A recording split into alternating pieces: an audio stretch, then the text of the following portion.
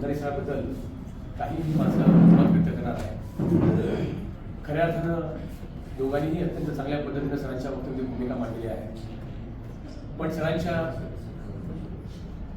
बाबतीमध्ये बोलायचं म्हटलं तर मी सरांचा अत्यंत चांगला जवळ जो संबंध आहे बीओएसशी मी पाहिजे. सर बीओएसच्या कमिटीवर होते, चेअरमनही होते, बाकी मेंबरही होते, पण संपूर्ण जबाबदारी भंडारी सरांनी आपल्या डोक्यावर घेतली होती. आणि ही जबाबदारी ही वर्ष 2 मिनिट ठीक आहे तुम्ही बोला. तर ही अत्यंत जबाबदारी भंडारी सरांनी आपल्या डोक्यावर घेतली. एक 2-4 उदाहरण मला सांगायचं आहे, जास्त मी बोलणार नाही आणि त्यांच्या भावी आयुष्याबद्दल शुभेच्छा मी देणार आहे. बीओएसच्या काळामध्ये भंडारी सरांनी जे पाहिलं, सकाळी आम्ही 10 वाजता विद्यापीठामध्ये जायचो तर संध्याकाळी 8 वाजेपर्यंत भंडारी सर त्या टेबलला बसून असायचे, डबा तिथंच खायचे आणि बाकी मेंबर सगळे जायचे, पण सगळ्याच विषयाचा सिलेबस भंडारी तयार करायचे. अत्यंत महत्वाची बाब होती, कागदपत्रांना माहीत आहे. दुसरं उदाहरण म्हणजे भंडारी सरांचा जो ऍक्सिडेंट झाला ते एक उदाहरण मला द्यायचं आहे. भंडारी सरांचा ऍक्सिडेंट झाला, आम्ही तिथं पोहोचलो, ते स्थळ आम्ही पाहिलं. कदाचित निसर्गाने भंडारी सरांच्या वर काहीतरी प्रेम केलं असेल म्हणून भंडारी सर वाचले. आम्ही एवढ्या पोलिसर होते, मी होतो, अत्यंत स्पीड आम्ही जात होतो. आम्ही ते स्थळ घेऊन पुढे गेलो, तिरुळा पाटीपर्यंत आम्ही गेलो आणि परत आम्ही आलो. वाटेमध्ये कुठेही चिखलाची जमीन नव्हती, केवळ ती जमीन अशी होती ज्या ठिकाणी पाणी मारले शेत होतं, पाणी मारत होते आणि त्याची गाडी नेमकं त्या ठिकाणी फसली आणि भंडारी सर वाचले. त्याला पुनर्जन्म भेटला. भंडारी सर प्रचंड संयम आहे. संयमाच्या बाबतीमध्ये उदाहरण द्यायचं म्हणलं, मंदिराच्या मध्ये आपण प्रवेश करतो किंवा जे कासव असतं ते संयमाचं प्रतीक आहे. मोठं झाड आपण पाहतो पण त्या झाडाच्या मुळाखाली बघतो आपण, ज्या मुळं असतात त्या मुळं अत्यंत संयमी असतात. रस्त्यावर पडलेले दगड असतात, पण जेव्हा दगड उचलतो आपण आणि एका सुंदर इमारतीमध्ये आपण ठेवतो, स्थानबद्ध करतो, तेव्हा ती दगड जे असतं ते दगड अत्यंत संयमी असतं. भंडारी सर अत्यंत संयमी आहे. भंडारी सरांच्या बाबतीमध्ये मला सांगायचं आहे, त्यांच्या कुटुंबालाही मला सांगायचं आहे, अत्यंत साधा बोळा व्यक्तिमत्व आहे, अत्यंत हुशार व्यक्तिमत्व आहे. तन्वी आणि अदिती या दोघांना अभिमान करावाची मुली आहेत त्यांची आणि ताईनीही अभिमान करावाची पती आहेत त्यांची. कारण मी जेव्हा त्यांचा अटॅकचा प्रसंग पाहिला तेव्हा भंडारी सरांच्या डोळ्यातून जे अश्रू येत होते, त्या प्रत्येक डोळ्याच्या अश्रूमध्ये लेकरांचं भविष्य होतं, कुटुंबाचं प्रेम होतं. आणि हे सगळं पाहत असताना मी माझ्या इंटरव्ह्यूच्या अगोदरपासून भंडारी सर ही अत्यंत महत्वाची बाब आहे. कारण माणूस हा भावनिक उभं होत नाही, कुठे प्रेम असते, एक तळमळीचं व्यक्ती. आणि हे सगळं पाहत असताना भंडारी सरांचं भविष्य वेगळं आहे, हे अत्यंत महत्वाचं आहे. भंडारी सर तुम्हाला भावी आयुष्यात शुभेच्छा आहेत. तुम्हाला एक छोटं उदाहरण मी तुम्हाला देतो. एक देवदूत होता, पृथ्वीवर आला आणि हा देवदूत पृथ्वीवर आल्याने विचार केला, संध्याकाळ झाली होती, त्याला परत जायचं होतं. त्याला वाटलं आपण काय घेऊन जाऊ. देवदूताने विचार केला एखादी सुंदर असं गुलाबाची फुलं घ्यावं आपण हातामध्ये आणि त्याचा सुगंध आपण स्वर्गात द्यावा आणि त्या सुगंधानं स्वर्ग हे उगून जावं. पुन्हा त्याच्या डोक्यामध्ये उंदरीमध्ये घेतलं.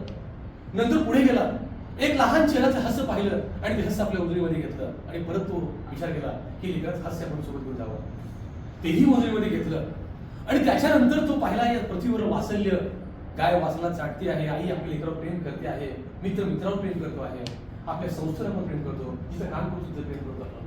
हे सगळं वासल्य तो आपल्या उंदरीमध्ये घेतो आणि जातो. स्वर्गाच्या द्वाराशी थांबतो आणि पुन्हा उंदरी बघतो, काढतो.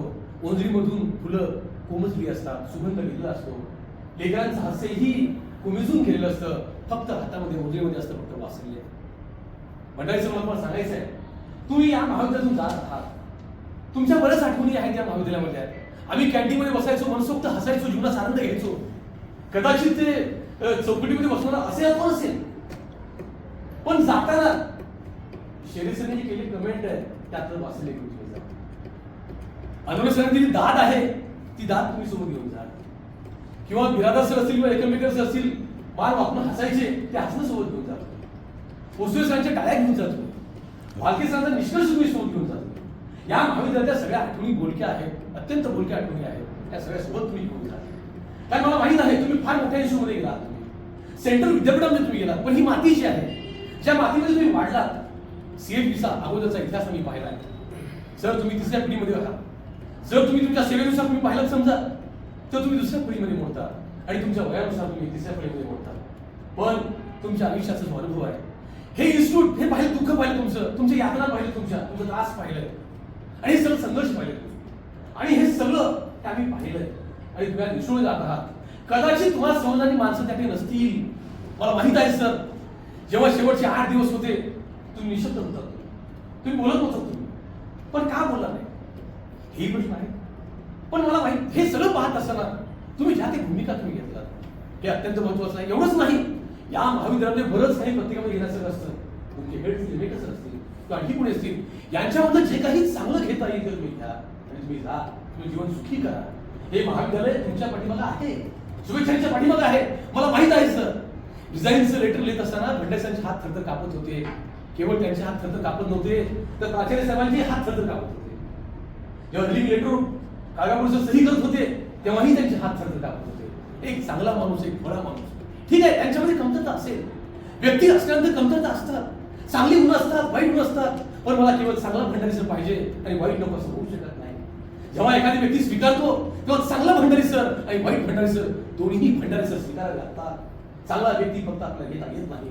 या पृथ्वीच्या तलावर एकही व्यक्ती असा असतो ज्याच्याकडे 100% चालवत आहे.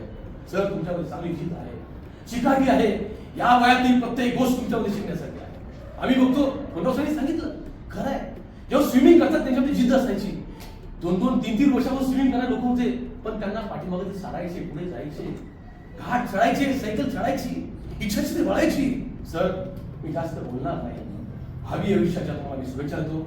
आरोग्य तुम्ही सांभाळा आणि वहिनी आणि तुमच्या दोन्ही मुली एक तुम्ही जबाबदारी स्वीकारा, सगळ्यांना समजून घ्या आणि पुन्हा एकदा तुम्हाला शुभेच्छा देतो.